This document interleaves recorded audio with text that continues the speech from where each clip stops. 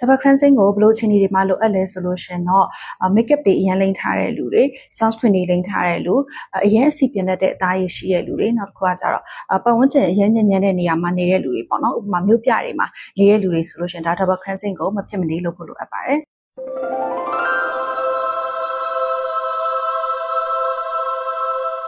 အားလုံးပဲမင်္ဂလာပါဒေါက်တာဒါဘုအစီအစဉ်ကနေကြိုဆိုပါရစေကျမတို့ဒေါက်တာရှုဖြစ်ပါတယ်ဒီအစီအစဉ်မှာပြောရမယ့်အကြောင်းအရာကတော့ double cleansing ဆိုတာဘာလဲ double cleansing ရဲ့အကြောင်းလေးတွေကိုတတိတခြားရှင်းပြမှာဖြစ်ပါတယ်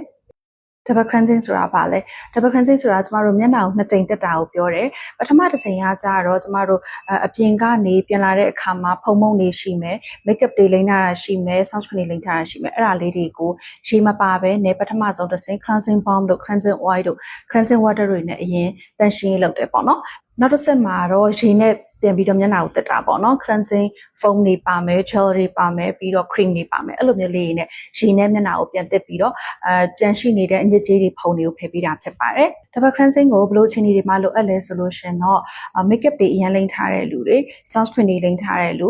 အရင်အစီပြင်းတဲ့အသားရည်ရှိတဲ့လူတွေနောက်တစ်ခုကကြတော့ပတ်ဝန်းကျင်အရင်ညံ့ညံ့တဲ့နေရာမှာနေတဲ့လူတွေပေါ့နော်ဥပမာမြို့ပြတွေမှာနေတဲ့လူတွေဆိုလို့ရှင်ဒါ double cleansing ကိုမဖြစ်မနေလုပ်ဖို့လိုအပ်ပါတယ်double cleansing လုပ်ခြင်းအပြင်ဘယ်လိုလေးတွေအကျိုးကျေးဇူးရနိုင်လဲဆိုလို့ရှင်အသားရည်ကပို့ပြီးတော့ထိမ့်သိမ့်မှုကောင်းလာတယ်။ဘာဖြစ်လို့လဲဆိုတော့ cleansing လုပ်ပြီးသွားပြီဆိုလို့ရှင်ကျမတို့ရဲ့ skin care တွေနောက် step တွေလုပ်တဲ့အချိန်မှာ toner တွေ serum တွေ moisturizer သုံးတဲ့အချိန်မှာအသားရည်ကပို့ပြီးစုပ်ယူမှုအားကောင်းတယ်။အဲ့ဒီအတွက်ကြောင့်မလို့အသားရည်ကပို့ပြီးတော့ထိမ့်သိမ့်မှုကောင်းလာတယ်။နောက်တစ်ခုကကြတော့ဝက်ချက်ရှိတဲ့အသားရည်တွေမှာဆိုလို့ရှင်ဝက်ချက်မဖြစ်အောင်ကာကွယ်နိုင်တယ်ပေါ့နော်။ဘာဖြစ်လို့လဲဆိုတော့ချွေးပေါက်ထဲမှာရှိတဲ့အညစ်အကြေးတွေအဆီးဘိုးတွေကိုဖယ်ရှားပေးနိုင်တာဖြစ်တဲ့အတွက်ကြောင့်မလို့ skin ကပို့ပြီးတော့ဝက်ချက်ဖြစ်ဖို့အတွက် chance နည်းလာတယ်ပေါ့နော်နောက်ဆုံးတစ်ချက်ကတော့အသားရည်ပို့ပြီးကြည်လင်လာတယ်ပေါ့နော်အမြဲတမ်းပေါ်မှာရှေ့ dead cells လေးတွေကိုဖယ်ပေးနေမယ်ညစ်ကြေးလေးတွေကိုဖယ်ပေးနေမယ်ဆိုလို့ရှိရင်အသားရည်ကအရင်ကထက်ပို့ပြီးတော့ကြည်လင်လာမှာပဲဖြစ်ပါတယ်